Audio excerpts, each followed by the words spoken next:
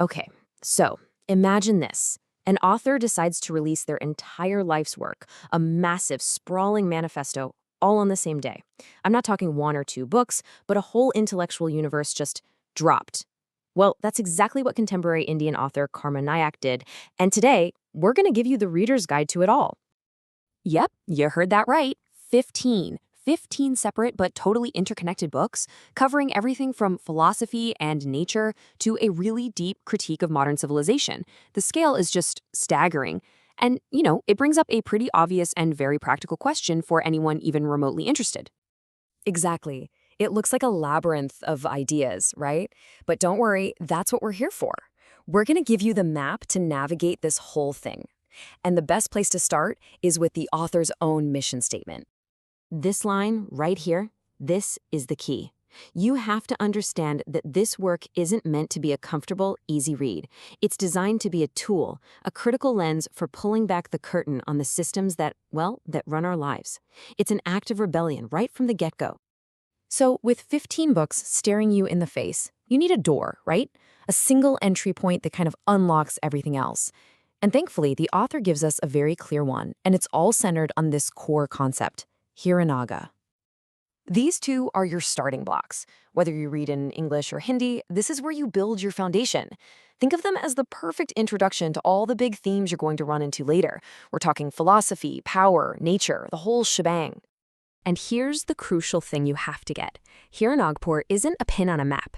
In Nayak's world, it's a way of thinking. It's this idea of an intelligence that's independent, that's deeply connected to the natural world, and that stands up against what the author calls these big, centralized, exploitative systems. If you can grasp this idea, everything else starts to click into place. Okay, so once you're through that gateway, once you understand Hiranagpur, the journey becomes your own. The whole manifesto is set up so you can follow one of three different paths, really, depending on what you're most curious about. So, the first path is for the philosophical explorers out there. If you're the kind of person who likes to wrestle with the big questions, existence, God, where we fit into the natural world, then there's a specific reading list just for you. This trio of books takes you on a really specific intellectual ride. It kicks off with the idea of God, then it completely reframes that idea through the lens of nature, seeing it as this incredibly complex system. And finally, it connects all of that back to our own actions and responsibilities.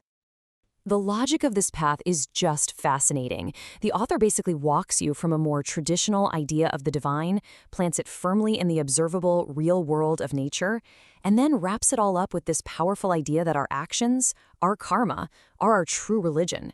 It's a journey from the abstract all the way to the concrete. All right, let's switch gears. Path number 2. This one's for the analyst, the person who wants to take apart the engine of modern society to see how it really works. For anyone who's ever asked, who's really in charge here?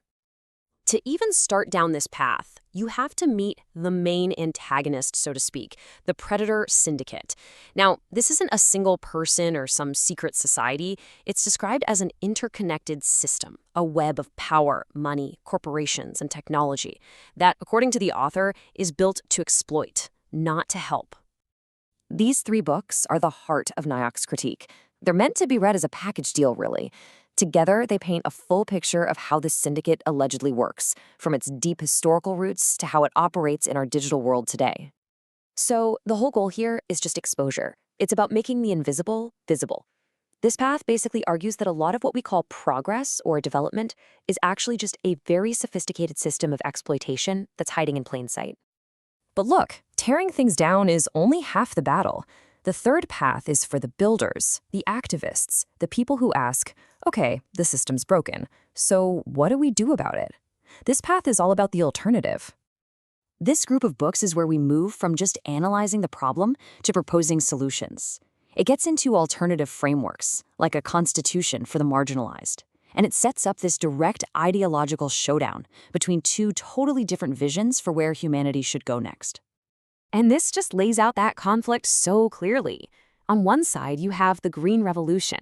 In Nayak's terms, this is all about survival, about living in sync with nature, based on what the author calls Nagvanshi principles. And on the other side, the Pink Revolution, which is framed as the engine of the predator syndicate, a system of endless exploitation that's just dressed up to look like development. Now, here's the thing. It doesn't matter which of those three paths you decide to walk down, because they all lead to the exact same place. After you've explored the philosophy, the critique, and the alternatives, the whole manifesto reaches its grand finale. I mean, the titles pretty much say it all, don't they? The final nail. You can get them in Hindi or English, and you are absolutely supposed to read these last. They're the capstone on the entire 15-book project. This is the final word. These last books are where everything comes together. They pull in all the ideas from the previous books and synthesize them into one final, powerful argument. It's meant to be the decisive blow against the predator syndicate and the final declaration of Haranikpur's way of thinking. Now, obviously, a work this provocative is going to attract some serious criticism. And what's really fascinating is that the source material seems to know that, and it actually provides its own internal fact check, taking on potential accusations head on. These are the big, tough questions, right? Is this whole manifesto just another piece of propaganda? Is it pushing superstition? Is it hypocritical? Well, let's take a look at how the author's own framework answers those very charges. Okay, let's just walk through this. On the hypocrisy or propaganda charge, the source's answer is no, because the entire point is to question power, not to support it. For superstition, the argument is that it's an anti-superstition philosophy because it's based on nature, not miracles. On being anti-religion, the claim is that it's not against religion itself, but against the misuse of religion for control. And finally, it counters any claim of discrimination or exploitation by stating that its central mission is the exact opposite, to be a voice for equity and to fight exploitation. And that leaves us with this final, really powerful idea, that the ultimate goal of this entire 15-book collection isn't to build a new system of power or to gain influence. It's to do one thing: dismantle an illusion, to give readers a new way of seeing the world, and to make them question everything they've been told is true. Whether it actually succeeds at that, well, that's for every reader to decide for themselves.